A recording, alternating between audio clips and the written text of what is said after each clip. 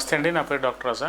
Dark chocolates తినే వాళ్ళకి జనరల్గా రెగ్యులర్గా డార్క్ చాక్లెట్స్ తినే వాళ్ళకి ఒక హ్యాబిట్ ఉంటుందండి. డార్క్ చాక్లెట్స్ తినే వాళ్ళు జనరల్గా మూడ్ ఎలివేషన్స్ గానో లేదంటే మూడ్ డిప్రెసింగ్గా ఉన్నప్పుడు, మూడ్ లెవెల్స్ అనేవి ఇరిటబుల్గా, ఎమోషనల్ ఇన్స్టాబిలిటీ ఉన్నప్పుడు జనరల్గా డార్క్ చాక్లెట్స్ తిని జనరల్గా మూడ్ ఎలివేషన్స్ అనేవి జరుగుతూ ఉంటాయి, కొద్దిగా మూడ్ చేంజెస్ అనేవి జరుగుతూ ఉంటాయి, మూడ్ స్వింగ్స్ అనేవి మారుతూ ఉంటాయి అని చెప్తూ ఉంటారు. సో జనరల్గా అది రీసెర్చ్ ప్రకారంగా వాస్తవం. కానీ మైగ్రేన్ హెడేక్తో బాధపడే వాళ్ళు ఈ డార్క్ చాక్లెట్స్ తినొచ్చా తినకూడదా అని కామన్గా క్వశ్చన్స్ అడుగుతూ ఉంటారు. జనరల్గా మైగ్రేన్తో బాధపడే వాళ్ళు డార్క్ చాక్లెట్స్ అనేది అడ్వైజబుల్ కాదండి. ఎందుకు ఇంత అడ్వైజబుల్ కాదు అంటే జనరల్గా బ్రెయిన్ మనం తిన్న తర్వాత బ్రెయిన్ లో కొన్ని రసాయనిక చర్య అంటే కెమికల్ ఇంబ్యాలెన్స్ వల్ల జనరల్గా ఈ మైగ్రేన్ హెడేక్ తో బాధపడే వాళ్ళకి ఏమవుతాయంటే ట్రిగ్గర్ అవుతూ ఉంటుంది, అంటే మైగ్రేన్ హెడేక్ అనేది ఎక్కువ అవుతూ ఉంటుంది. సో జనరల్గా అట్లాంటి వాళ్ళలో ఈ మైగ్రేన్ హెడేక్ తో బాధపడే వాళ్ళు ఈ డార్క్ చాక్లెట్స్ అని 100% అడ్వైజబుల్ కాదని ఈ వీడియో ద్వారా నేను చెప్పదలుచుకున్నాను. ఎందుకంటే జనరల్గా మైగ్రేన్ హెడేక్ అంటేనే ఏదైనా ఒక స్ట్రెస్ వల్ల కానీ, లేదంటే మనం తినే ఫుడ్ హ్యాబిట్స్ తో మనం ఎక్కువగా అగ్రవేట్ అవడం వల్ల కానీ, లేదంటే ఏదైనా ఎక్కువగా ఆలోచించడం వల్ల కానీ ఏదైనా సమ్ హెడేక్, మైగ్రేన్ హెడేక్ వచ్చింది అంటే జనరల్గా ఏదో సమ్ ట్రిగరింగ్ కాజ్ ఉంది అని ఒక అర్థం. సో జనరల్గా ఇట్లాంటి వాళ్ళలో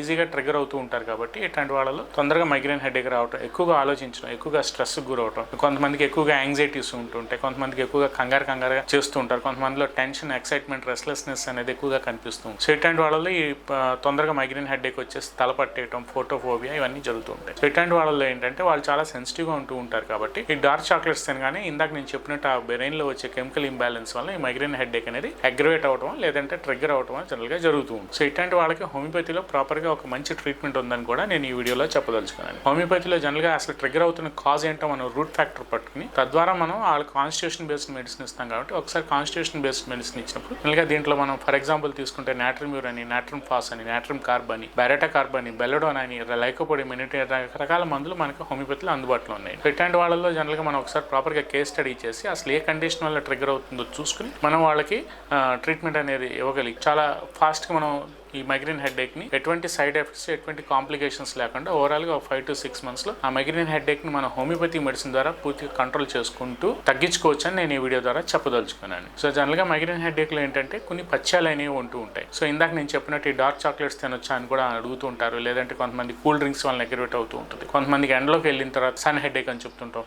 సడన్గా సన్ లైట్కి ఎక్స్పోజ్ అయిన తర్వాత కానీ, కొంతమందికి బ్రైట్ లైట్ ఎక్స్పోజ్ అయినప్పుడు కానీ, ఏదైనా కొంతమందికి ఆలోచించడం వల్ల కానీ, మానసిక ఒత్తిడులు ఎక్కువ ఉన్న వాళ్ళలో కానీ, ఒబేసిటీ రిలేటెడ్ ప్రాబ్లమ్స్, కోమార్బిడిటీస్ ఎక్కువ ఉన్న వాళ్ళలో కానీ ఇట్లాంటి మైగ్రేన్ హెడేక్ ప్రాబ్లమ్స్ అనేవి వస్తూ ఉంటాయి. సో ఇట్లాంటి ట్రిగరింగ్ ఫ్యాక్టర్స్ ఏమున్నాయో చూసుకుని తద్వారా మనం ట్రీట్మెంట్ అనేది ముందుకెళ్తాం. ఓవరాల్గా హోమియోపతిలో మంచి బ్యూటిఫుల్ రిజల్ట్ తీసుకురావచ్చని ఈ వీడియో ద్వారా నేను చెప్పదలుచుకున్నాను.